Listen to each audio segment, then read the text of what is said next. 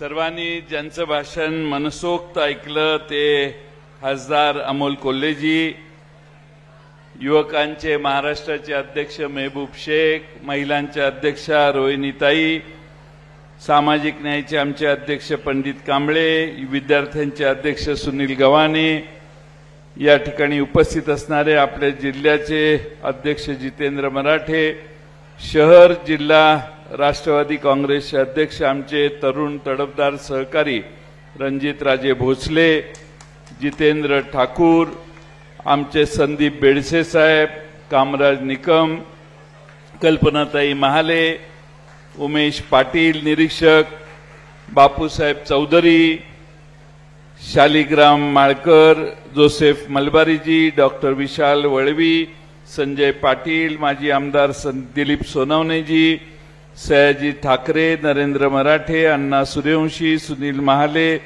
बोला शेंगदाणे, विश्वजित देसले, वाल्मिक मराठे, राजू चौधरी, या निमित्ताने उपस्थित असणारे सर्वच मान्यवर आणि बंधू भगिनींनो, आपल्या सगळ्यांना ही शिवस्वराज्य यात्रा इथं का आलेली आहे याची आता बऱ्यापैकी कल्पना आलेली आहे। 2 महिन्यांनी निवडणूक होणार आहे। महाराष्ट्रात राष्ट्रवादी काँग्रेस शरदचंद्र पवार पक्षाच्या वतीने ही 8 ऑगस्टला आम्ही सुरू केलेली शिवस्वराज्य यात्रा आज धुळे जिल्ह्यात आलेली आहे। डॉक्टर अमोल कोल्हे असोत किंवा पक्षाचे आमचे प्रमुख पदाधिकारी असोत, राज्य सरकार आणि केंद्र सरकारचे सुकांच्यावर बोट ठेवून महाराष्ट्रामध्ये परिवर्तन झालं पाहिजे हा आग्रह तुम्हा सर्वांच्या समोर धरतायत। मगासपासून सांगितलेले सगळे मुद्दे आणि त्याच्या आधी जे पथनाट्य झालं ते तुम्ही सगळ्यांनी बघितलं। पथनाट्य बघितलं अशा लोकांनी हात वर करा बघू। पथनाट्य बघितलं असे लोक जे हात वर करा, नाट्य बघितलं ते बर। हे सगळे आधी येऊन बसलेले लोक आहेत, त्यांना बराच काळ बसायला लागले याबद्दल त्यांची दिलगिरी व्यक्त करतो, पण सगळ्यात पहिल्यांदा हॉलमध्ये ही लोक आलेली आहेत त्याबद्दल त्यांचे आभार मानतो।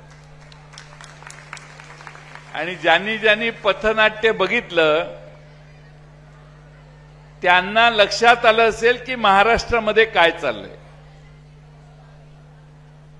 हे जे त्रिकूट होतं, पगडी घातलेले एक आणि बाकीचे 2, बस कंडक्टरचा शर्ट घातलेले एक आणि दुसरे जॅकेट घातलेले, हे महाराष्ट्रातलं हे त्रिकूट सध्या काय करतंय, कोणत्या कोणत्या घटना तुमच्या माझ्या जीवनात अडचणीच्या बदल करणाऱ्या आहेत आणि ह्या बदलण्यासाठी या सगळ्यांना घालवलं पाहिजे हे सांगणारी नाटिका आपण सगळ्यांनी सकाळी बघितली।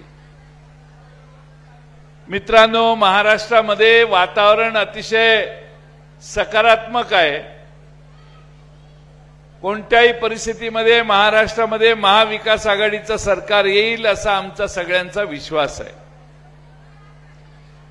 लोकसभेच्या निवडणुकीत आपण 48 पैकी 31 जागांवर भाजपचा पराभव केला। 5-6 जागा त्यांनी जवळपास विकत घेतल्या असं म्हटलं तर चालेल, एवढा प्रचंड खर्च निवडणुकीत समोरची लोक करतात। पण महाराष्ट्रातली लोक कोणत्याही दबावाला, पैशाला, कशालाही बळी पडली नाहीत। त्या महाराष्ट्रातल्या जनतेचे आभार मानावेत तेवढे थोडे। आता निवडणुकीत आपला पराभव झाला,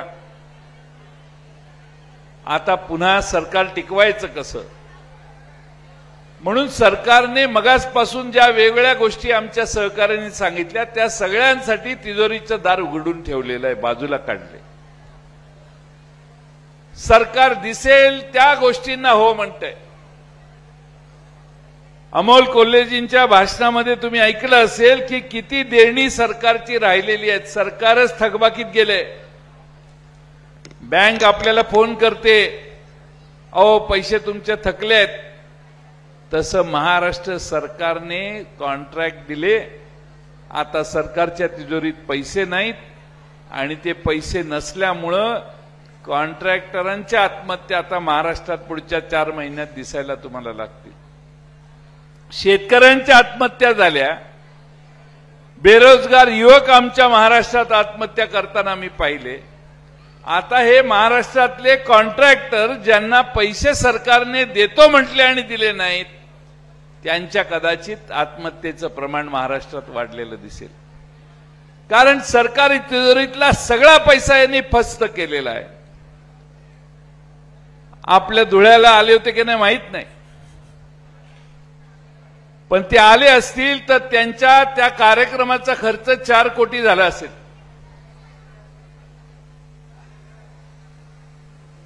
आणि आमचा या कार्यक्रमाचा खर्च रणजितराजे भोसलेंनी मराठ्यांनी वर्गणी गोळा करून 1,00,000-1.5 लाखात आमचा कार्यक्रम संपवला. कुठे इंद्राचा ऐरावत आणि कुठे आम्ही. पण पैसे कुठून येतात? हे खर्च एवढा कसा करू शकतात? बसेस पाठवून सगळ्या महिलांना, सामान्य माणसांना कसं आणलं जातं आणि सरकारी अधिकाऱ्यांना वेठीला कसं धरलं जातं याचे उत्तम पुरावे तुम्हाला ऐकायचे असतील तर कुठल्याही सरकारी, आमच्या महाराष्ट्रातल्या कुठल्याही तालुक्यात ज्या आमच्या अंगणवाडीच्या सेविका आहेत त्यांना जाऊन विचारा की तू का गेली होतीस? नाही, गेले नसते तर आमचा पगार निघाला नसता. आशा वर्करला विचारा, ती म्हटली असते जायलाच लागतं. काय सांगताय तुम्ही? तलाठ्याला विचारा, गावातनं किती माणसं जबरदस्तीने तू पाठवायला लावली. सगळी महाराष्ट्रातली सरकारी यंत्रणा आज यांचे कार्यक्रम करायला वापरली जाते, कारण यांच्या कार्यक्रमात माणसं दिसायला यायला तयार नाहीत. अशी आजची महाराष्ट्रातल्या सत्तेत असणाऱ्यांची अवस्था आहे. आणि म्हणून माझी आपणाला विनंती आहे की परिवर्तन पुढच्या काळात होणार आहे. उद्याच्या विधानसभेला महाराष्ट्राची लूट करणारं हे सरकार घालवण्याचं काम उद्याच्या निवडणुकीत करायचंय. पण त्याच्या आधी काही षडयंत्र महाराष्ट्रात सुरू आहेत. धुळे शहरात अल्पसंख्याक समाज मोठ्या समाज प्रमाणात राहतो. मालेगावला राहतो. आमचे संदीप बेडसे आणि आमचे कामराज निकम यांच्याकडे काल संध्याकाळी आमचा कार्यक्रम होता. पण ज्या शहरात आमचा कार्यक्रम होणार होता त्या शहरात दंगल घडली नाही, घडवण्यात आली. ज्यांच्या हातात दांडके होती, ज्यांच्या हातात दगड होते त्यांच्यावर केसेस नाहीत.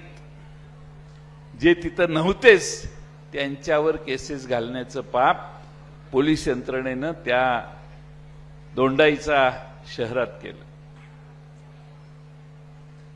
पोलिसांनी पत्र दिलं की शिवस्वराज्य यात्रा करू नका, शहरात तणाव आहे. म्हटलं ठीक आहे. म्हटलं आमचे काय गाडीनं प्रवास करणारे लोक आहे, पण कर्ज काढू आणि हेलिकॉप्टरने तुमच्याकडे येऊ आणि दोंडाईची सभा करू, छोडेंगे नाही. त्यामुळं महाराष्ट्रामध्ये जातीय दंगली करण्याचा प्रयत्न जर कुणी करत असतील आणि त्याची विधानं करणारी लोक सत्तेत बसणारे आमदार असतील तर हे जाहीर आहे की सरकारमध्ये बसलेल्या लोकांचा त्यांना पाठिंबा आहे. कारण सरकार जाणार आहे. जायच्या आधी शेवटचा पर्याय म्हणजे हिंदू आणि मुस्लिम दोन टोकाला नेऊन ठेवायचे आणि त्यातनं काही पोळी भाजता येते का बघायचं. पण मला त्यांना सांगायचं ही जुनी स्टाईल झाली. 10-20 वर्षापूर्वी ठीक आहे, तुम्ही याच पद्धतीने सत्तेवर आला. पण आज महाराष्ट्रातला मुस्लिम समाज देखील शहाणा झालेला आहे. तुमचा यातला डाव त्यांनाही कळतो आणि हिंदू समाजालाही कळायला लागले की आता इलेक्शनच्या आधी दंगा का व्हायला लागलेला आहे. दोन्ही बाजूने संयम बाळगा. कोणालाही कोणत्याही प्रकारे भावना उद्दीप्त करणारं भाषण करणाऱ्यांना प्रतिसाद द्यायची गरज नाही. कारण त्यांचा हेतू हा धर्माच्या बाबतीत नाही तर भांडण करून निवडणुकीच्या बाबतीत आहे. हे तुम्ही सगळ्यांनी लक्षात घेतलं पाहिजे. या मतदारसंघामध्ये महाविकास आघाडीचा उमेदवार निवडून येण्यासाठी तुम्ही सगळ्यांनी प्रयत्न करा. मला खात्री आहे की आपण सगळे एक राहिलो, शिवसेना आणि काँग्रेस आणि राष्ट्रवादी काँग्रेस सगळे एकसंघपणाने काम करायला लागले तर निश्चितपणाने या मतदारसंघामध्ये महाविकास आघाडीचा उमेदवार निवडून आल्याशिवाय राहणार नाही. आमची सगळ्यांची तुम्हाला विनंती आहे की मागच्या वेळी मला माहिती आहे निवडणूक कशी झाली हे तुम्हाला माहिती आहे. त्यातल्या काही लोकांना आम्ही बरोबर घ्यायचा प्रयत्न केला पण काही जमलं नाही. सगळ्यांच्याच कुंडल्या आणि राशा काय जमणारे असतात असं नाही. पण आता पुन्हा उद्याच्या निवडणुकांमध्ये एक सक्षम नवा चेहरा आपण या निवडणुकीत पुढे करण्याचा प्रयत्न करू. आम्ही शिवसेनेशी बोलतोय, काँग्रेस पक्षाशी बोलतोय. पुढच्या 2-4 तारखेपर्यंत काही ना काही निर्णय होईल आणि आपल्याला सगळ्यांना कामाला लागायचंय. या महाराष्ट्रातलं भ्रष्ट सरकार बाजूला करण्यासाठी आपण सगळ्यांनी ताकदीने एकसंघ राहून काम करूया. मी रणजित राजे यांचं मनापूर्वक आभार मानेन की त्यांनी बराच प्रयत्न करून आजची ही आमची गावातनं मिरवणूक काढली आणि आम्ही राजवाड्यांच्या संशोधन केंद्राला भेट दिली. इतिहास जतन करण्याचं काम किती उत्तमपणाने तिथं झालंय हे बघितलं. पण आपल्या सगळ्यांना इथं एकत्रित बसवा, आमच्या बरोबर कुणी येऊ नका असं मी रणजित राजेंना सारखं सांगत होतो. त्यामुळं आपण इथे बसला आणि पथनाट्य बघितलं. एक वेगळा विचार आपल्यापर्यंत पोहोचवण्यात यश आलं. व्यापारी नाराज आहेत, युवक बेरोजगार आहेत, नगरपालिकेतल्या भ्रष्टाचारामुळे पायाभूत सुविधांचा शहरामध्ये अभाव आहे. धुळ्याची जबाबदारी जेव्हा जेव्हा ज्यांना ज्यांना दिली त्यांनी या धुळे शहराचा विकास केला नाही.